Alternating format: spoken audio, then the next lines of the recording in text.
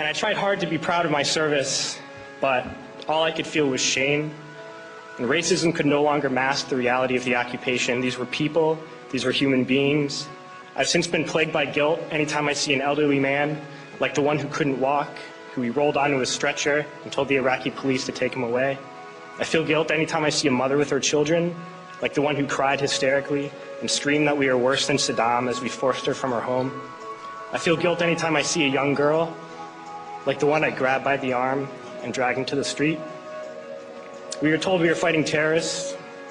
The real terrorist was me, and the real terrorism is this occupation.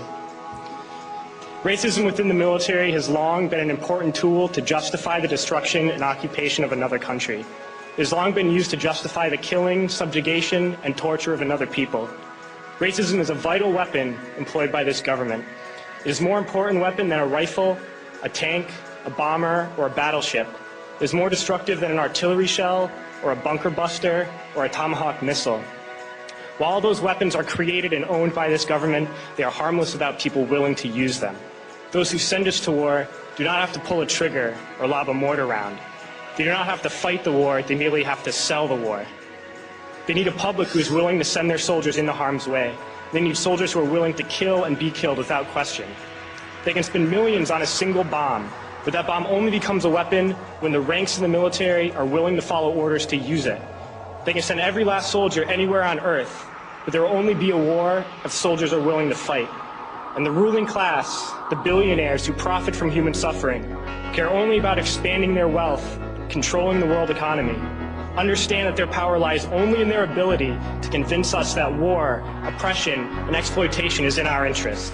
They understand that their wealth is dependent on their ability to convince the working class to die to control the market of another country. And convincing us to kill and die is based on their ability to make us think that we are somehow superior. Soldiers, sailors, Marines, airmen have nothing to gain from this occupation. The vast majority of people living in the U.S. have nothing to gain from this occupation. In fact, not only do we have nothing to gain, but we suffer more because of it. We lose limbs, endure trauma, and give our lives. Our families have to watch flag-draped coffins lowered into the earth. Millions in this country without health care, jobs, or access to education must watch this government squander over $450 million a day on this occupation.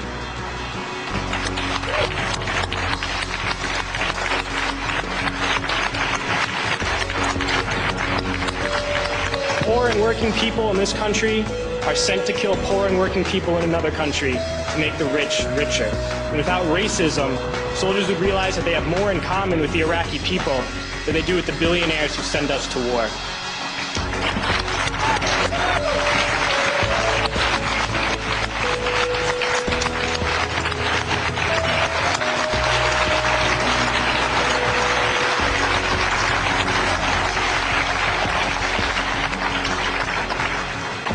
I threw families onto the street in Iraq, only to come home and find families thrown onto the street in this country, in this tragic and unnecessary foreclosure crisis. We need to wake up and realize that our real enemies are not in some distant land. They're not people whose names we don't know and cultures we don't understand. The enemy is people we know very well and people we can identify. The enemy is a system that wages war when it's profitable. The enemy is the CEOs who lay us off from our jobs when it's profitable. It's the insurance companies who deny us health care when it's profitable. It's the banks who take away our homes when it's profitable. Our enemy is not 5,000 miles away. They are right here at home. If we organize and fight with our sisters and brothers, we can stop this war, we can stop this government, and we can create a better world.